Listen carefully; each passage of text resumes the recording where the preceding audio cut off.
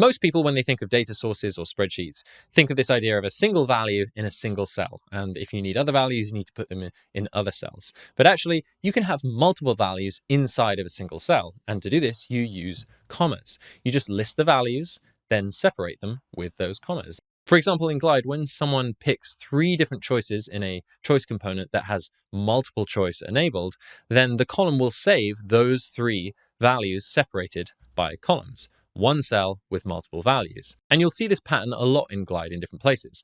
As I said, with choice components that allow multiple selections, but also AI actions where you define a list of options for the AI to choose from. Anytime Glide needs to pack several values into one spot.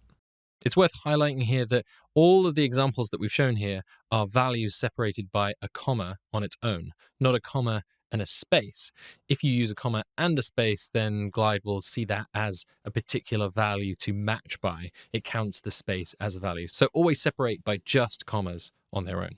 And once you're comfortable with this, you'll see this appearing in different techniques you can use later. For example, you can split up comma-separated strings into arrays and then match that against other data. This is how people can build functionality that's like, show me content that matches my interest and things like that. But that is a bit more complex, and so for another time. If you're impatient though, there's lots of people using this technique on our community. So you can check that out at glideapps.com/community.